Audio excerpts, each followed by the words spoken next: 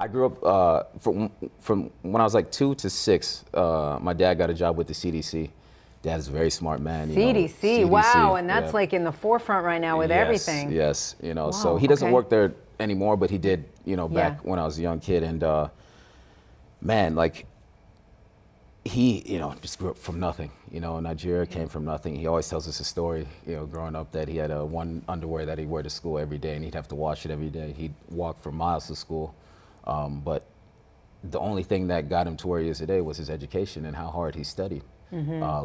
And that was a little difference between me and him, is that I wasn't as I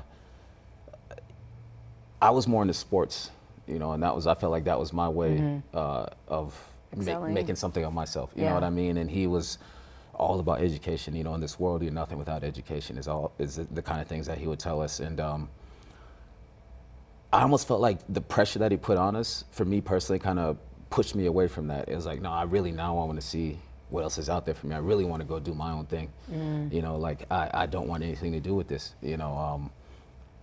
But man, he worked hard. He worked so hard, and that's something that he instilled in all 4 of us. I have 3 other siblings, 2 sisters and 1 brother. Got it. I'm the second. My older sister's 2 years older than me. Then it's me. My brother's 2 years after me. Then 5 years, my little sister came along. Okay. So you when grew I up in Atlanta? Grew up in Atlanta till about 6. Okay. And when I was about 6, we moved to Kenya, which was a whole career change for me.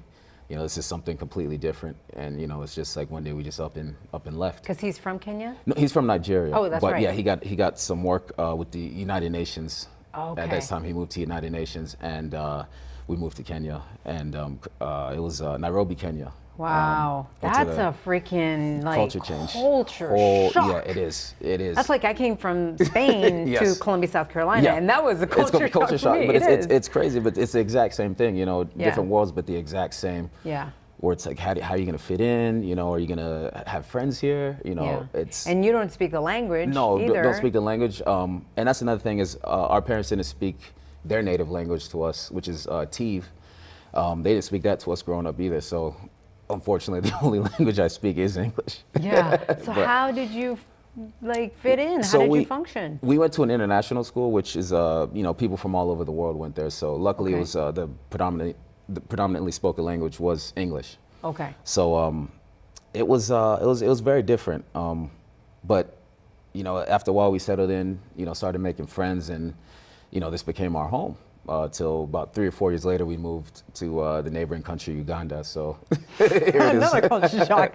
One day it's just like, and that's how it was. One day it was just like, oh, we're moving again, and the friends that I made there up to this day I haven't seen again, And were you close? Yeah, we were close, especially back then. It was different then. Like, we'd have drivers who would, take us to and from school, because my dad would be up and he'd have to go to work, and he wouldn't really have the opportunity to drive us to school. So, we'd have a driver who would take us to school, someone local, or we'd catch a bus. I think there was a time there, I can't remember exactly where, but I think I was about 10 years old at the time, and my parents had split up.